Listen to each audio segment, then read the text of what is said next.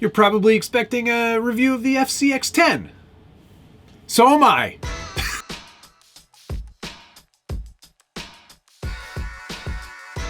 Welcome back to the Skill Builders Guild. Thanks again for watching. It's episode 82 of What's on the Bench Weekly.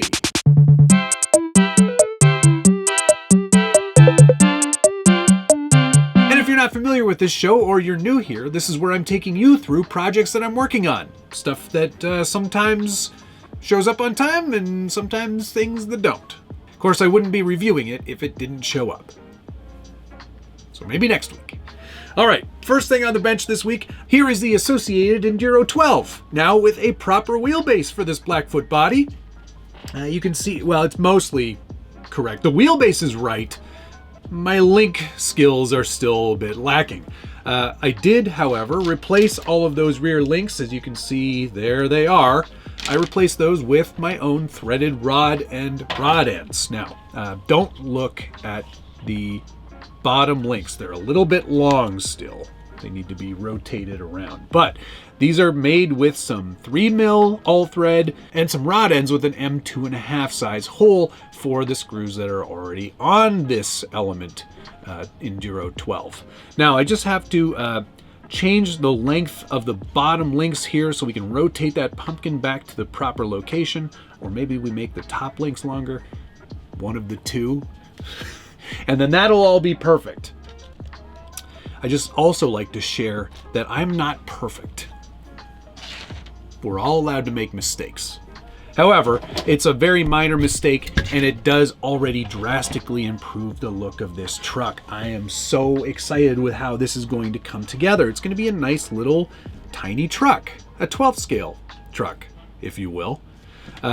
So there's progress on that. Not much, but some. I ordered all these bits and pieces from Amazon. I'll put some links down below there to the Canadian store, but I mean, it should translate just fine to wherever your Amazon is.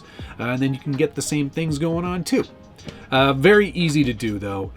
I basically just kind of measured where I needed the wheelbase to be, set the axle to that location, and then just kind of free-handed the threaded rod because it's very easy to cut with a steel saw.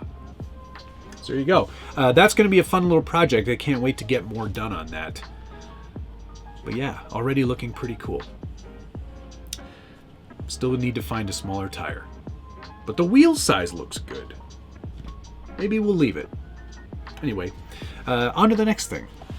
Oh, I will be sheathing that threaded rod so you don't see the threaded rod part. You can buy all kinds of different diameter tubing that should slide right over that M3 threaded rod. And I'll be doing that in a future video as well. Next on the bench from Furite, the new Katana, their 18th scale crawler. This is a Hobby Plus CR18, but it does have the advantages of a different body. This one's very, very Jeep-like, though not licensed. This nice, cool, kind of quick release and hinged body, which I find to be very good. This one comes with the Furite Venom brushless outrunner motor and Python ESC. So you get the best of both worlds there. Nice high quality servo as well. All in an aluminum scale chassis with a nice transmission there too. It's a good looking little transmission. Nice tight little package. I wasn't planning on reviewing this truck. It just sort of showed up. So maybe look for a review on this one coming up in the next few weeks. But yeah, decent looking truck. These shocks are a bit loose. And again, portal axles. I think it's going to be pretty much the same CR18 chassis underneath as the previous Power Wago style CR18 that Furite did. So probably not a bunch of differences here other than body, wheels, and tires.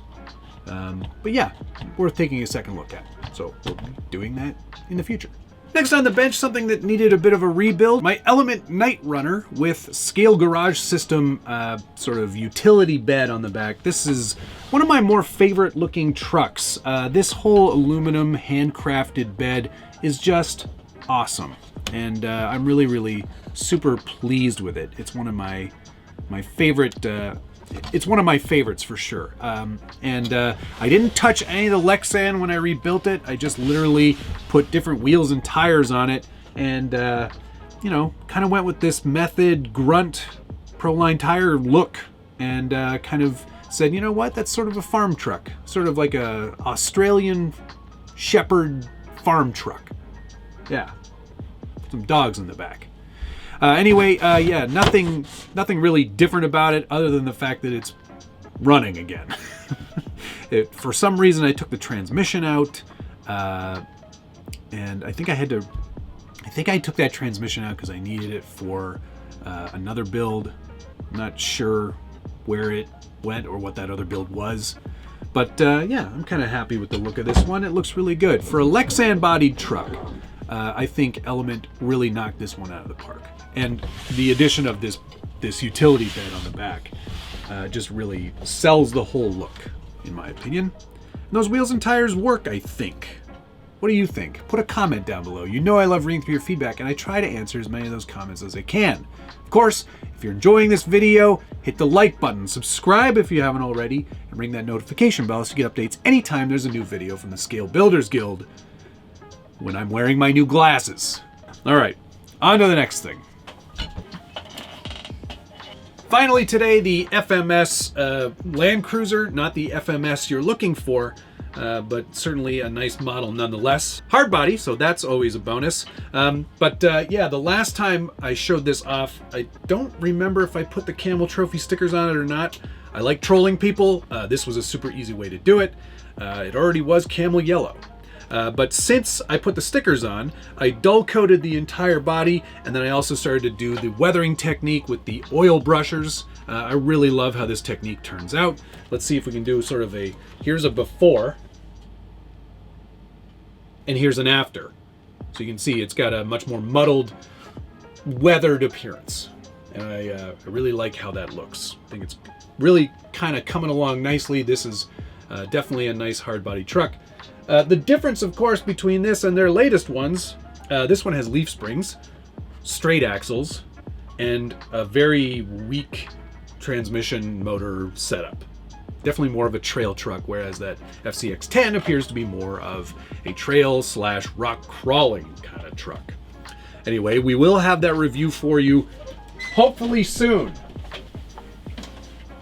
That looks pretty good though, doesn't it? All right, that's going to do it for this week's episode. It's been sort of a crazy week. Despite not being busy at work, it felt like it was busy everywhere else, and I didn't get much accomplished. But stick around, there'll be a lot more fun content to come. Got a couple of interesting reviews coming up, maybe even as early as tomorrow. Thanks so much for watching. We'll see you again next week.